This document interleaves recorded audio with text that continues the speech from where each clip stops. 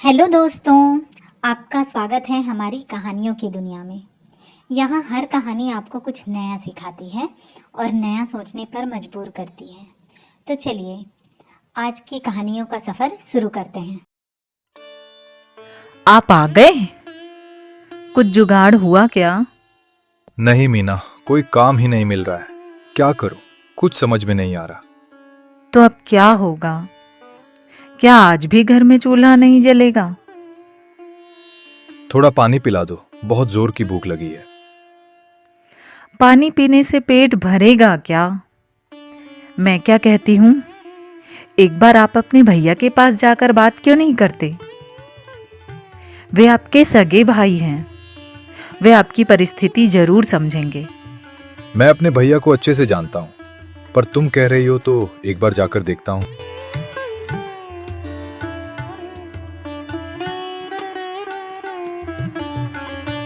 100, 200, 500, 1500, 3000। चलो, आज का दिन तो अच्छा बीत गया। अब घर जाकर खाना खाकर थोड़ा आराम कर लेता हूँ।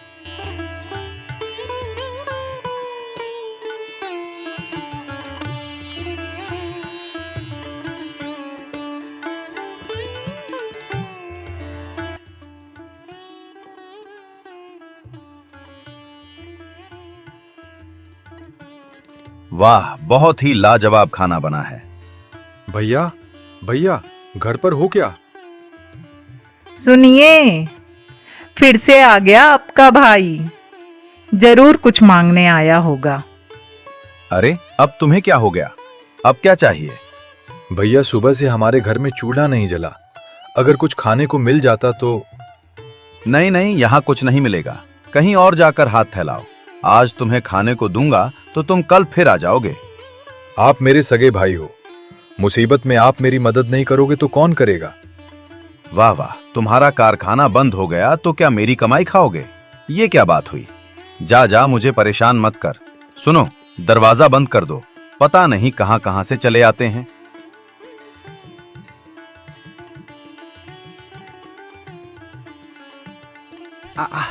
अरे बाप रे, ये तो बहुत भारी है। बूढ़ी माँ, आप रहने दीजिए, आपसे नहीं उठाया जाएगा। आपकी उम्र हो गई है और लगता है ये लकड़ियों की गट्ठर बहुत भारी है। सच में बहुत भारी है बेटा। आपका घर कहाँ है बूढ़ी माँ? मेरा घर तो पास के गांव में है, पर तुम मेरे घर के बारे में क्यों पूछ रहे हो? चलिए, मैं आपकी लकड़ियों की गट्ठर आपके घर तक पहुंचा देता हूं।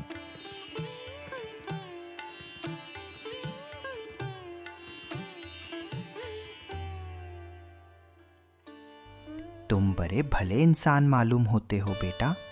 मैं तुम्हारा यह उपकार कभी नहीं भूलूंगी। बूढ़ी माँ, थोड़ा पानी मिलेगा क्या? सुबह से कुछ खाया नहीं हो, थोड़ी कमजोरी महसूस हो रही है। पर तुमने खाना क्यों नहीं खाया बेटा? अब मैं आपको क्या बताऊं बूढ़ी माँ, मेरा कपड़ों का कारखाना था। कुछ समय पहले वो भी बंद हो गया। सब सामान बेचने के बाद अब मेरे पास कुछ भी नहीं बचा। तुम यहीं रुको बेटा, मैं अभी आती हूं, कहीं मत जाना। ये लो बेटा, ये मटकी तुम ले जाओ। पर इससे मैं क्या करूंगा बूढ़ी माँ? ये ऐसी वैसी मटकी नहीं है बेटा, ये जादुई मटकी है। जादुई मटकी? हाँ बेटा, हाँ, इससे तुम जो भी खाना मांगोगे ये तुम्हें दे देगी। मैं अब बूढ़ी हो चुकी हूँ, मुझे भूख भी कम लगती है। मुझसे ज़्यादा ज़रूरत इसकी तुमको है। जाओ बेटा जाओ, इसे घर लेकर जाओ और पेट भर कर खाना खाओ। बूढ़ी माँ, मैं आपका ये उपकार कभी नहीं भूलूंगा। अब मैं चलता हूं। और सुनो बेटा, जब तुम इसे रोकना चाहो तो एक लाल कपड़ा इसके ऊपर ढक देना, तभी यह रुकेगी। क्या सच में? हाँ मीना, बूढ़ी माँ ने यही कहा था। तो क्या आपने इसे आजमा कर देखा? एक बार बूढ़ी माँ ने जैसा कहा था वैसा करके देखते हैं। जादुई मटकी, हमें चावल चाहिए।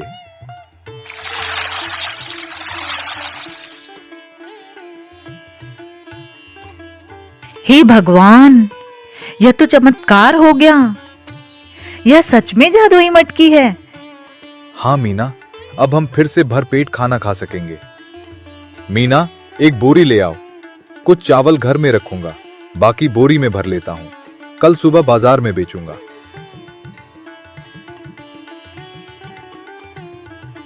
कुल मिलाकर मतलब 2500। बहुत अच्छा, बहुत अच्छा। ये सिर पर बोरी उठाकर कहां जा रहा है मेरा भाई? जो भी करे मुझे क्या, बस मेरे पास खाना मांगने मत आए।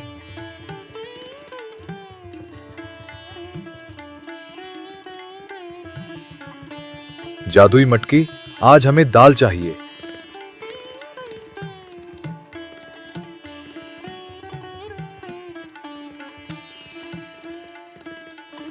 मेरा भाई रोज रोज सिर पर बोरी रखकर आखिर जाता कहां है?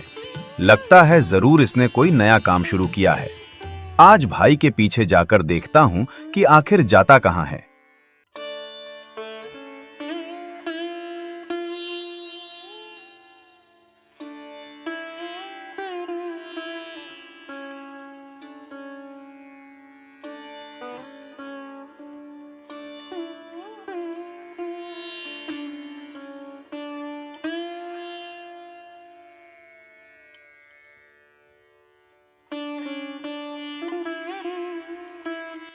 ये लो मीना, ये पैसे संभाल कर रख दो। बरसात आने से पहले घर ठीक करवा लूंगा। इतने पैसों में घर कैसे ठीक कराओगे? तुम बेकार में चिंता कर रही हो मीना। जादुई मटकी की बात भूल गई?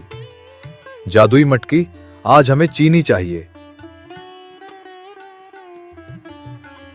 देखो मीना, कितनी सारी चीनी आ गई है। जाओ मीना जाओ, एक बोरी ले आओ। मुझे उम्मीद है कि इसे बेचकर जो पैसे मिलेंगे उससे घर की मरम्मत जरूर हो जाएगी। हाँ जी, लगता है हमारे अच्छे दिन आ गए। बूढ़ी माँ का बहुत बहुत धन्यवाद। उन्हीं की वजह से ये चमत्कार हुआ है। अच्छा, तो ये बात है, जादुई मटकी है। ये तो बहुत अच्छा है। मुझे ये मटकी चाहिए, वो भी आज ही।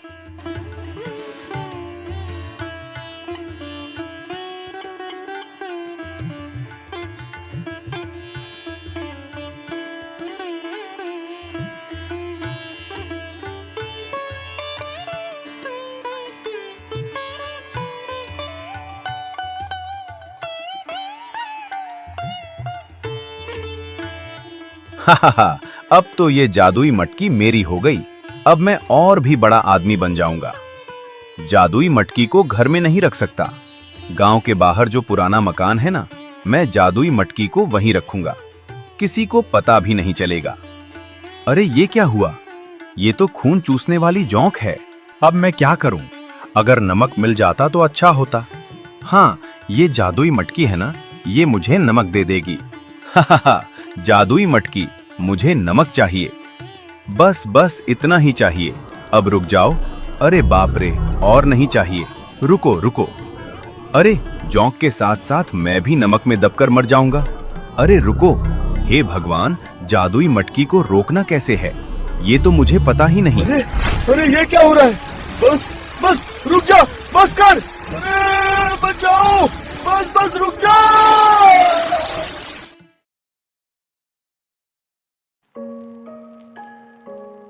राजू बेटा, ये खर्च का बोझ तो दिन ब दिन बढ़ता ही जा रहा है। घर में अनाज खत्म होने को है और ऊपर से जमींदार का कर्ज। बेटा, मुझे लगता है अब समय आ गया है। हमें अपनी चमकी को बेचना ही पड़ेगा। उसके बिकने से जो पैसे मिलेंगे उसी से हम जमींदार का कर्ज चुका पाएंगे। पर माँ, चमकी तो हमारे परिवार की तरह है। मैंने उसे बचपन से पाला है। हम उसे कैसे बेच सकते हैं माँ? जानती हूँ बेटा, वह तेरे लिए सिर्फ बकरी नहीं है, पर कभी कभी हालात इंसान से उसकी सबसे प्यारी चीज भी छीन लेती है। अगर आज हमने उसे नहीं बेचा तो कल हमारे पास रहने को घर भी नहीं बचेगा। आज जमींदार फिर आएगा और आज भी हमारे पास उसे देने के लिए 1 रुपए नहीं है। अगर आज हमने उसके पैसे नहीं दिए तो वह हमारी जमीन छीन लेगा। बेटा, तेरे पिताजी की आखिरी निशानी भी हमसे चली जाएगी।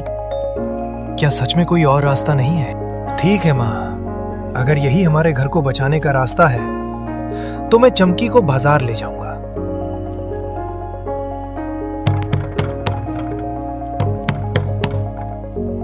माला, अरे ओ माला, दरवाजा खोलो। मुझे पता है तुम घर पर ही हो। आई मालिक, अभी खोलती हूँ। 3 दिन का समय दिया था मैंने और आज आखिरी दिन है, तो बताओ मेरा पैसा कहाँ है? मालिक, थोड़ा और समय दे दीजिए, बस 2 दिन और। मैं किसी तरह पैसों का इंतजाम कर लूंगी। मुझे कहानियां मत सुनाओ, मुझे मेरा पैसा चाहिए। हर बार यही कहती हो, समय समय समय। जमींदार जी, मेरी माँ से इस तरह बात मत कीजिए। हम आपका पैसा लौटा देंगे। ओहो, अब बेटा भी बोलने लगा। अरे छोटे, बड़े लोगों के बीच में मत बोला कर। जब पैसे नहीं थे तो कर्ज क्यों लिया? अगर आज सूरज ढलने तक पैसा नहीं मिला तो याद रखना, मैं तुम्हारी जमीन अपने नाम लिखवा लूंगा। नहीं मालिक, नहीं, बस थोड़ा सा वक्त और दे दीजिए।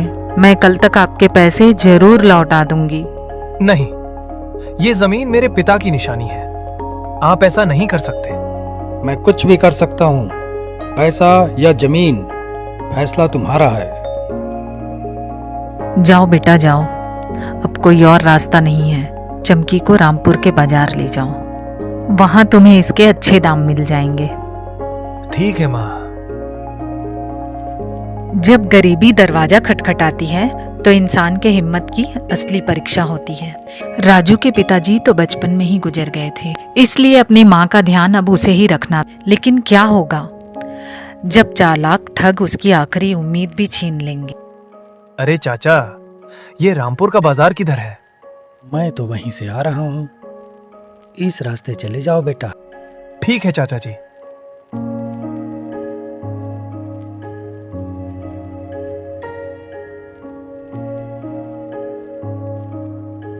देखो नंदू, मोटी बकरी है, 1000 से कम नहीं मिलेगा इसे बेचकर। हाँ रघु, ये लड़का बड़ा सीधा लग रहा है, पर इससे हड़पेंगे कैसे? मेरे पास एक तरकीब है, मैं जैसा कहूँ तुम बिल्कुल वैसे ही करना। ठीक है। अरे बच्चे, ये कुत्ता कहाँ लेकर जा रहे हो? कुत्ता नहीं, ये मेरी बकरी है। अरे बच्चे, कुत्ते को बकरी क्यों बोल रहे हो? नहीं नहीं, ये मेरी बकरी है, कुत्ता कुत्ता नहीं है।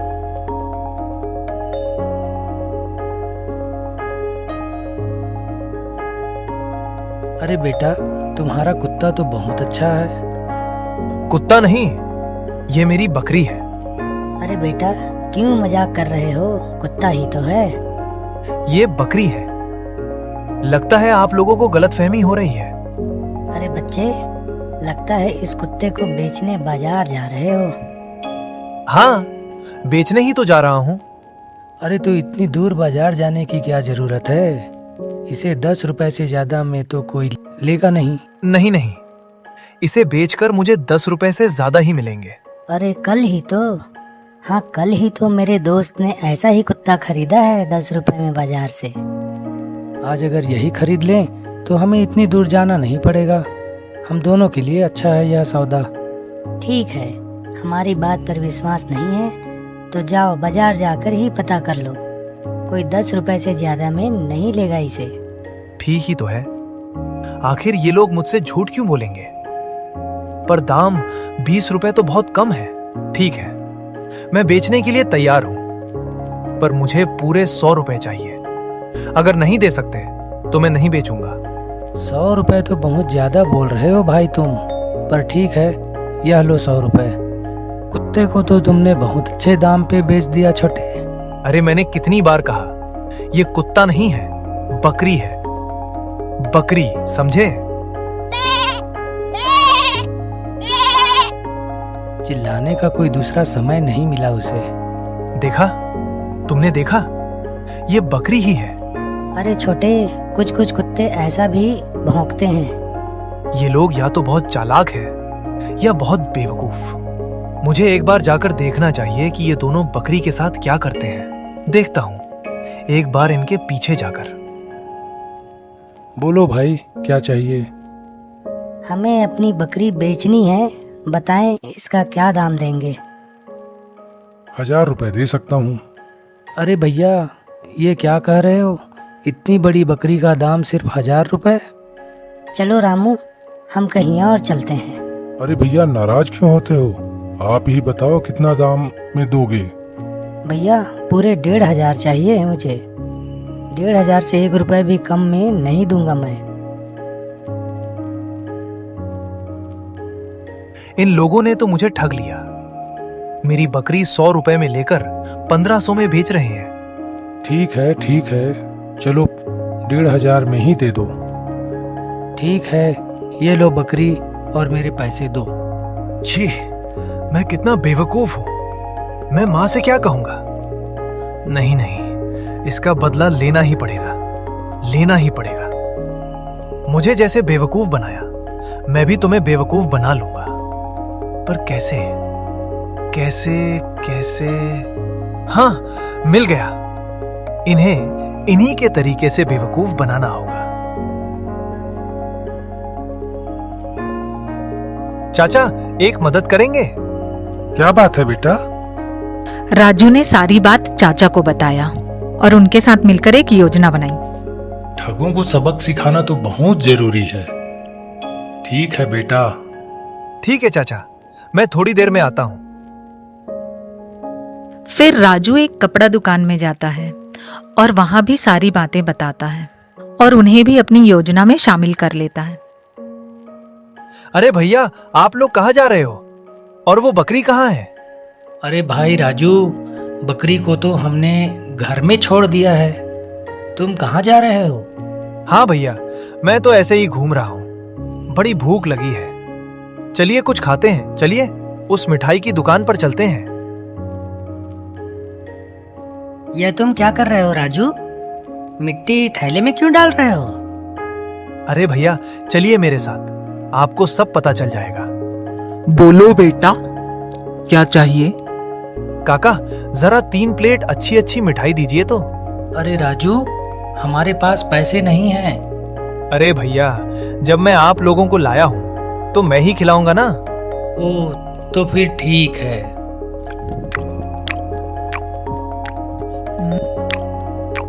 कुल मिलाकर 50 रुपए हुए बेटा। जादुई थैले, दिखाओ खेल, निकालो सोना।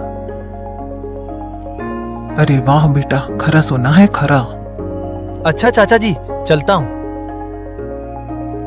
अरे राजू, ये सब कैसे हुआ? ये तो मेरे जादुई थैले का कमाल है। बस मंत्र पढ़ो और खेल देखो। इस थैले से निकली मिट्टी को भी लोग सोना समझ कर ले लेते हैं। तुम तो बड़ी लंबी लंबी फेंक रहे हो। ठीक है, आप लोगों को विश्वास नहीं है तो मत मानो। मुझे तो यकीन ही नहीं हो रहा है। एक बार और कर सकते हो क्या? ठीक है, आप लोगों के लिए एक बार और करके दिखाता हूं। चलो, अब हम किसी और दुकान पर चलते हैं। बेटा, क्या चाहिए? क्या दिखा दूं? ये वाला कितने का है? ये 100 रुपए का है। जादुई थैले, दिखाओ खेल, निकालो सोना। अरे वाह भाई वाह, ये तो खरा सोना है। नंदू, ये तो सच में जादुई थैला है। हमने कैसे भी करके ये थैला हड़पना होगा। हाँ रघु, ये बच्चा तो बहुत भोला भाला है। ज्यादा मेहनत नहीं लगेगी। क्यों भाई लोग, अब तो विश्वास हो गया होगा। हाँ छोटे, अब तो हमें पूरा विश्वास हो गया है।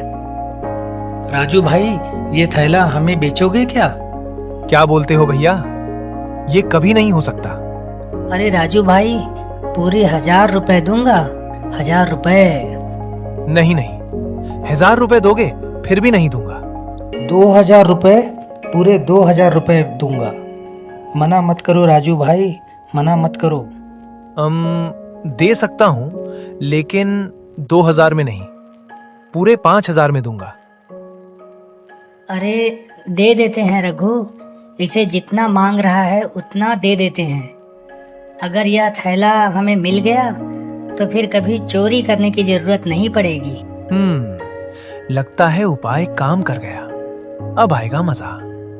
देखो राजू भाई, हमने विचार किया है कि तुम जितना मांग रहे हो वह इतना भी ज्यादा नहीं है। ठीक है, हम तुमको पूरे 5,000 रुपए देने को तैयार हैं। ठीक है, तो फिर लो ये जादुई थैला।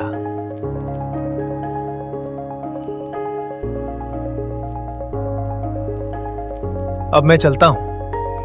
हाँ हाँ ठीक है छोटे, अच्छे से रहो, अच्छे से रहो। हाँ चलो नंदू, अब जाके पेट भर सही खाना खाते हैं। अब तो ये जादुई थैला हमारा हो गया।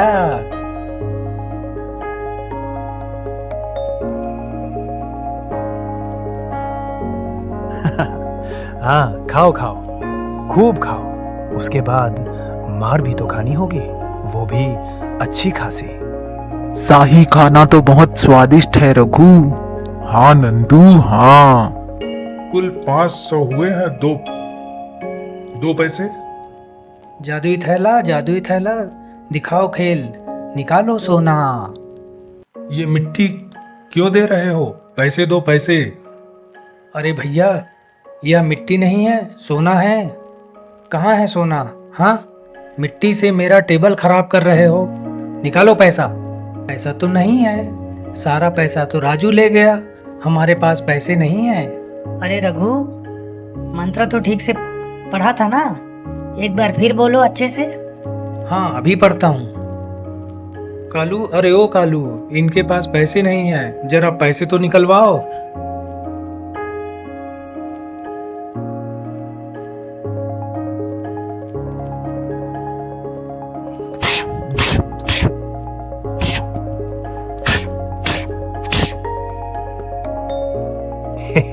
अब आया मजा, बहुत मजा आया। तुम्हारे साथ यही होना था। राजू ने हमें बुद्धू बनाया कालू। रघु, तुम तो उसे भोला भाला बच्चा कह रहे थे। आज से हम बच्चों को कभी नहीं ठगेंगे। सबसे पहले चमकी को बचाना होगा।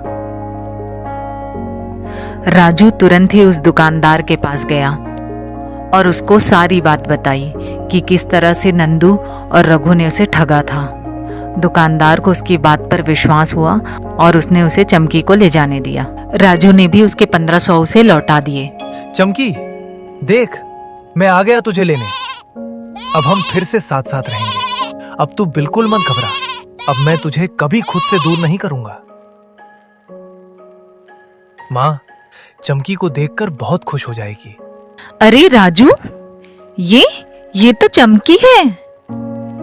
तू इसे वापस ले आया? हाँ माँ, मैं चमकी को कैसे छोड़ देता।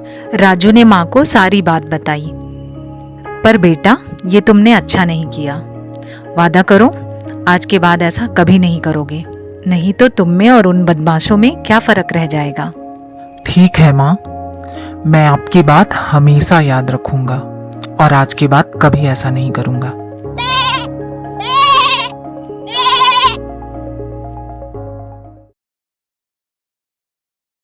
श्याम नगर के एक छोटे से गांव में आरती नाम की एक अनाथ युवती रहती थी। बचपन में ही उसके माता पिता गुजर गए थे। रिश्तेदारों ने उसे अपनाने के बजाय बोझ समझा। कुछ समय बाद उसकी शादी हो गई और शादी के 1 ही साल बाद एक बीमारी ने उसके पति को उससे छीन लिया। पति की मृत्यु के बाद आरती का जीवन पूरी तरह बदल गया। ससुराल वाले उसे मनहूस समझने लगे और एक दिन, निकल जाओ हमारे घर से, तुम्हारे लिए कोई जगह नहीं है यहाँ। मनहूस है ये, मनहूस। इसके आते ही हमारा बेटा हमें छोड़कर चला गया। चली जाओ यहाँ से, फिर कभी मत आना।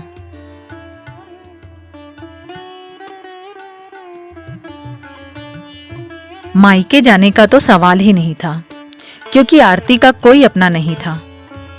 वह अकेली और बेसहारा हो गई थी। आरती ने जीने के लिए काम ढूंढना शुरू किया। वह घर घर जाकर विनती करती, मुझे काम दे दीजिए, झाड़ू पोछा कर लूंगी, पर हर जगह से उसे एक ही जवाब मिलता, अरे ये तो वही मनहूस विधवा है, इसके कदम पड़े तो घर में अनर्थ हो जाएगा। कोई दरवाजा उसके लिए नहीं खुला। और फिर एक दिन वह एक बूढ़ी औरत के घर पहुंची। बूढ़ी औरत के शरीर में ताकत नहीं थी, उसे रोजमर्रा के कामों में मदद की जरूरत थी। आरती ने बिना कुछ मांगे उसके लिए खाना बनाना शुरू कर दिया, पानी भर दिया, उसकी सेवा करने लगी। शुरू में बूढ़ी औरत का व्यवहार कठोर था। अम्मा उठिए, चाय पी लीजिए। अरे आरती, कितनी बार कहा है तुझे, मेरी नींद मत तोड़ा कर। अम्मा माफ़ी चाहती हूँ, लेकिन आपको दवाइयाँ लेनी थी और इसीलिए मैंने सोचा आपको थोड़ा जल्दी ही उठा दूँ। आरती, ज्यादा दिमाग मत चलाया कर, तू जितना बोलूं उतना ही किया कर। बूढ़ी औरत के तेवर बहुत थे, पर आरती ने उसकी देखभाल करने में कोई कसर नहीं छोड़ी थी। उसके सारे कामों का जिम्मा आरती पर ही था और इसी कारण उस बूढ़ी औरत ने आरती को अपने साथ रखा था। गांव के बाकी लोग आरती से दूरी बनाए रखते थे और ताने भी मारते थे। इसी कारण आरती का उस गांव में बूढ़ी औरत के सिवा कोई नहीं था। आरती उसे अपने माँ की तरह मानने लगी थी। बूढ़ी औरत को भी जल्द ही एहसास हो गया कि आरती बहुत नेक लड़की है और वह दिल से उसकी सेवा करती है।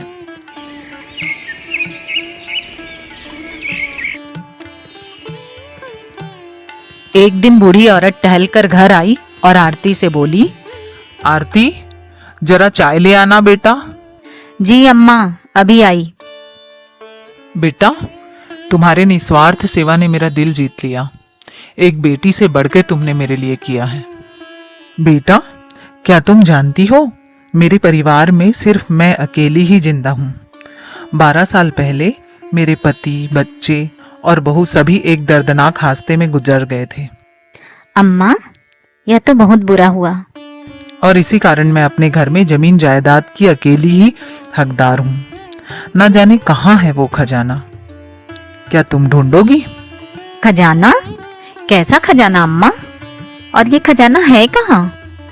खजाना मुझे अच्छे से याद तो नहीं है, लेकिन शायद वह उसी पुराने खंडहर में होगा जो यहाँ के जंगल के बाद पड़ता है। बहुत धन था उसमें। अम्मा, मैं आपको छोड़कर कहीं नहीं जा सकती। अब आप ही मेरा खजाना हो। यह सुनकर बूढ़ी औरत बस चुप हो गई, लेकिन नियति को तो कुछ और ही मंजूर था। कुछ ही दिनों बाद अम्मा ने संसार को अलविदा कह दिया। आरती पूरी तरह टूट गई। अम्मा, आपने भी मेरा साथ छोड़ दिया। अब मैं किसके सहारे जीऊंगी? कुछ दिनों तक सुध बुध खोई सी आरती अपनी ही दुनिया में गुम थी, रोती रहती थी। एक दिन आरती घर में सोई हुई थी, तभी उसने किसी बच्चे के रोने की आवाज सुनी। आरती उठकर जब बाहर जाती है तो देखती है कि टोकरी में एक छोटा सा बच्चा रो रहा है। आरती ने उस बच्चे को गोद में ले लिया। ओ ले ले ले ले, अब तुम बिल्कुल सुरक्षित हो। डरने की कोई जरूरत नहीं है। चुप हो जाओ मुन्ना। बच्चा आरती से मिली गर्मी से शांत हो गया। आरती ने उसके माता पिता को ढूंढने की सोची, पर उसने यह भी सोचा कि जिसने भी बच्चे को कुटिया के बाहर छोड़ा था वो उसे पालने में सक्षम नहीं होगा। आरती ने तय कर लिया कि अब वही उस बच्चे का लालन पोषण करेगी। लल्ला, आज से मैं ही तुम्हारी माँ हूँ। तुम्हारा नाम तो रखना होगा ना? हाँ, आज से तुम मेरे अरुण हो। ऐसे ही दिन बीतने लगे। अब अरुण को भी आरती से बहुत लगाव हो गया था। दोनों एक दूसरे के जीवन का सहारा बन चुके थे। दिन बीते और अरुण बड़ा हो गया और आरती के छोटे छोटे कामों में हाथ बटाने लगा। उनके सरल जीवन में खुशियां ही खुशियां थी, पर यह खुशियां ज्यादा दिन टिक ना सकी। एक दिन अरुण को सांस लेने में परेशानी होने लगी। अरुण, क्या हुआ बेटा? तुम ठीक तो हो? माँ, मुझे सांस लेने में तकलीफ हो रही है। आरती तो जैसे घबरा ही गई। वह तुरंत उसे डॉक्टर के पास लेकर गई। डॉक्टर ने बताया, अरुण के दिल में छेद है, हमें जल्द ही इसका ऑपरेशन करना होगा। और हाँ, इस ऑपरेशन में खर्चा भी बहुत आएगा। बेबस आरती के दिमाग में बस एक ही सवाल था, पैसे कहाँ से आएंगे। हे भगवान, मैं अरुण के इलाज के लिए इतने सारे पैसे कहाँ से लाऊंगी? यह ऑपरेशन तो बहुत महंगा है। तभी उसे बूढ़ी अम्मा की खजाने वाली बात याद आ गई। अम्मा ने कहा था जंगल के उस पार खजाना है। अगर मेरे बच्चे की जान बच सकती है तो मैं किसी भी खतरे का सामना कर लूंगी, चाहे वह सुनसान जंगल में खजाना ढूंढना ही क्यों ना हो। अगली ही सुबह आरती अरुण को लेकर अपनी सहेली के घर छोड़ने पहुंची, पर अरुण ने साथ जाने की जिद की। नहीं बेटा, तुम मेरे साथ नहीं आ सकते। यह सफर खतरे से खाली नहीं होगा। मैं तुम्हारी जान खतरे में नहीं डाल सकती। तुम्हें यहीं रुकना होगा। माँ, मैं आपके बिना नहीं रह सकता। मुझे भी आपके साथ जाना है। मैं वादा करता हूँ, आपको बिल्कुल परेशान नहीं करूँगा। बेटे की जिद के आगे आरती हार गई और फिर साथ में दोनों माँ बेटे जंगल की ओर निकल पड़े। आरती ने इस बात का खास ध्यान रखा कि अरुण को कोई दिक्कत ना हो। धीरे धीरे वे जंगल से गुजर रहे थे। थकान होने पर दोनों वहीं बैठकर पानी पी लिया करते थे। ऐसे ही 2 दिन गुजर गए।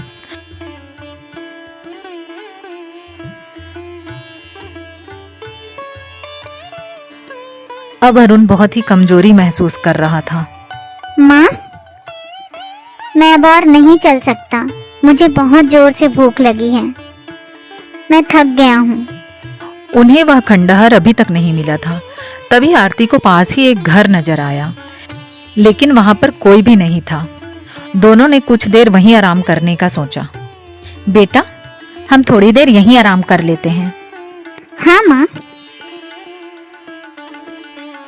दोनों उस घर में चले गए और एक कमरे में जाके बैठ गए।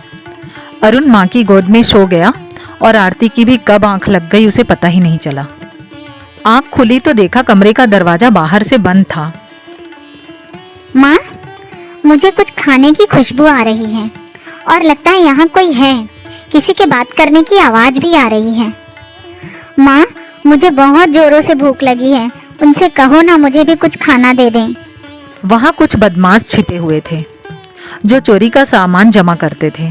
आरती किसी तरह अरुण को लेकर भागी और पास ही एक पुरानी मंदिर में जा पहुंची। ना जाने कहाँ आ गए हम। अम्मा ने तो कहा था कि यहाँ खजाना मिलेगा, परंतु यहाँ तो मुसीबत के अलावा कुछ भी नहीं मिल रहा। हे देवी माँ, हमारी रक्षा करो। अरुण को अब तेज बुखार चढ़ने लगा था। बाहर जोरों से बारिश होने लगी थी कि तभी अचानक बिजली कड़की। उससे आई रोशनी से आरती ने देखा मंदिर के पीछे कुछ चमक रहा है। आरती ने मंदिर के पीछे जाके देखा तो वहां एक अलमारी थी और उस अलमारी से दिव्य प्रकाश निकल रहा था।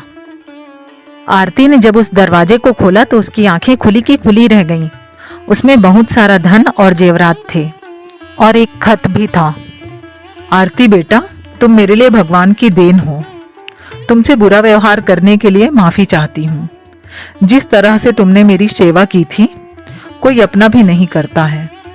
यह खजाना मेरी तरफ से तुम्हारे लिए एक भेंट है। मैं चाहती हूँ कि इस संपत्ति की हकदार तुम बनो। इससे अपना और दूसरों का भला करना बेटी। उम्मीद है कि देवी माँ तुम्हें यहाँ तक जरूर लेकर आएगी। हमेशा खुश रहना, तुम्हारी अम्मा। आरती की आंखों में आंसू आ गए थे। उसने कभी सोचा नहीं था कि अम्मा उससे इतना प्यार करती है।